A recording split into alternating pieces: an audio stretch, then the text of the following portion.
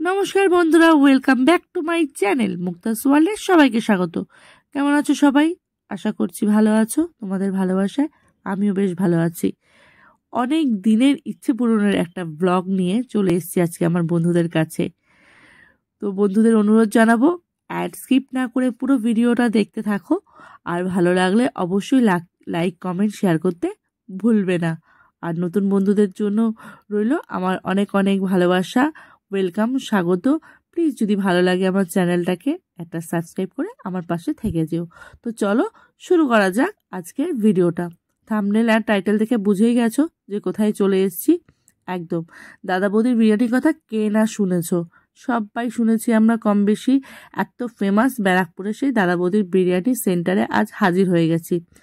বললে অবাক হয়ে যাবে, আমি থাকি কাঁচরাপাড়া আর ব্যারাকপুরে দাদা বৌদির বিরিয়ানি এই 33 বছর বয়সে এই প্রথম টেস্ট করতে হাজির হয়েছি। ইচ্ছে ছিল দাদা বৌদির বিরিয়ানিতে একদম রেস্টুরেন্টে বসে খাবো। অনেক কথা শুনেছি, অনেক রিভিউ পেয়েছি, অনেক ভালো। রিসেন্টলি খুব রিভিউগুলো খুব একটা ভালো আসছিল না বিভিন্ন ব্লগ চ্যানেল থেকে। তো ভাবলাম নিজে দেখে চেখে একবারে রিভিউ দেবো আমার বন্ধুদের, আর আমার এক্সপিরিয়েন্স অবশ্যই শেয়ার করব। তো গিয়ে তো প্রায় 1 ঘন্টার কাছাকাছি লাইনে, যেহেতু এটা সানডে। তো লাইন দেখে বুঝতেই পেরেছো, আমি বললাম মানে সত্যি দাদা বৌদি বিরিয়ানি বাইরে থেকে। এবার ভেতরে গিয়ে খাবো, তারপর রিভিউ দেব। তো চলে এসেছি একদম দোরগোড়ায়। মানে দেখে মনে হচ্ছিল কোনো দুর্গাপুজোর প্যান্ডেলে দাঁড়িয়েছি। বাঁশি দিয়ে বাস দিয়ে ছাড়ছে, ম্যানেজার এসে ডেকে নিয়ে যাচ্ছে, যে হয় না কিছুটা লোক ছাড়লো আবার বাস পড়ে গেল। আমি সেই ফিলিংসটা পাচ্ছিলাম। তো এই ফিলিংস পেতে পেতেই আমি প্রায় দরজার সামনে চলে এসেছি। ইচ্ছে ছিল দোতলায় গিয়ে বসার, কিন্তু দোতলায় খুব ভিড় ছিল, লাইন দেখেই বুঝতে পেরেছো। আরও ওয়েট করতে হতো। অগত্যা একদম গ্রাউন্ড ফ্লোরেই বসে পড়লাম, নাহলে বাড়ি ফিরতে ফিরতে একদম সন্ধ্যা হয়ে যেত। দুপুরে খাওয়াটা বিকেলে গিয়ে খেতাম। তো চলে এসেছি, আর এখানে দেখো হাঁড়িতে হাঁড়ি সব চলছে দেখে তো আরও মানে বিরিয়ানি বলতে এখন মানে কি বলবো, আমাদের একটা ইমোশন, বিশেষ করে আমার কাছে। আমি তো বিরিয়ানি লাভার।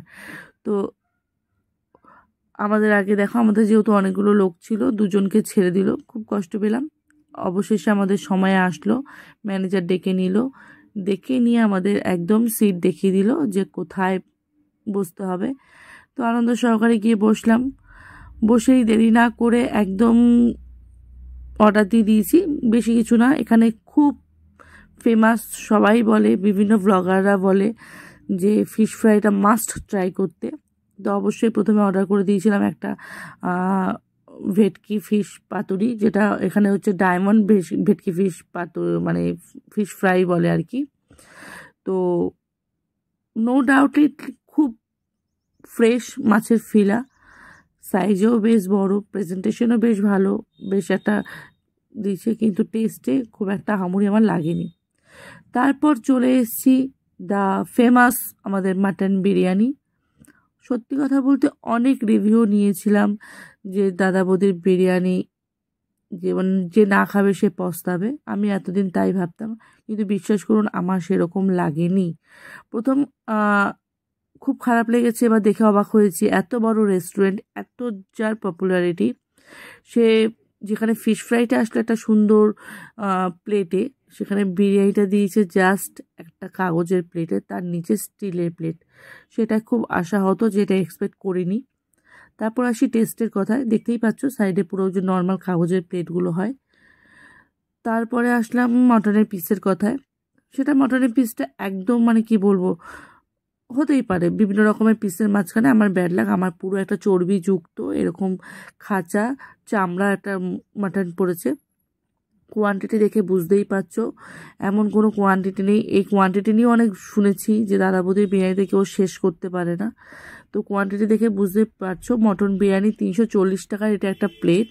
সেই হিসাবে তোমরাই আমাকে বলো যে এটা কি আদৌ 340 টাকার একটা প্লেটিং হয়েছে? যে রাইস বলো, আলু বলো, আলুটা একটা ভাঙা আলু পড়েছিল। তো মানে না, যার যত নাম হয় সে তত তার কি বলবো, বেশ ওপর উঠে গেলে ভুলে যায়। প্রথম দিকে হয়তো সত্যি ভালো ছিল, এখন সেরকম। আমি দাদা বৌদির বিরিয়ানি প্রথমবার গিয়ে সত্যি সত্যি খুব আশাহত হলাম। তো নিয়েছিলাম এরকম মাটন বিরিয়ানি, নিয়েছিলাম একটা ফ্রেশ লাইম সোডা, আর স্যালাড, সাথে ওখানে স্টিলের বাটিতে করে স্যালাড। তো আমি বলবো যে দাদা বৌদির ফেমাস যতটা পপুলারিটি, সেই হিসাবে তাদের উপস্থাপনা একদমই বাজে। আমি 180 দিতেও পারবো না, সরি। তো খেয়ে নিলাম বুকে কষ্ট নিয়ে, যে আমার অনেকগুলো টাকা বেরিয়ে গেলো। যাই হোক, 340 টাকা প্লেট, 160 টাকা কি 70 টাকা হচ্ছে ফিশ ফ্রাইটা, আর ফ্রেশ লাইম সোডাটা হচ্ছে 100 টাকা গ্লাসে। সেরকম কোনো গার্নিশিং ছিল না, তাও ঠিক আছে। তো বিলিং করে দাদা বৌদির বিরিয়ানি দিয়ে মনে একগাদা কষ্ট নিয়ে বাড়ি ফিরে আসলাম। ভাবলাম আর যাব না, আমাদের লোকাল বিরিয়ানি এর থেকে অনেক ভালো। এখানে আমাদের ফেমাস কাঁচরাপাড়ায় আছে চাচার বিরিয়ানি, অনেকেই জানে সেটা। কোনো একদিন সেই ব্লগ নিয়ে হাজির হয়ে যাব। ভালো থেকো, আর তোমাদের ব্লগটা কেমন লাগলো অবশ্যই জানিও। টাটা।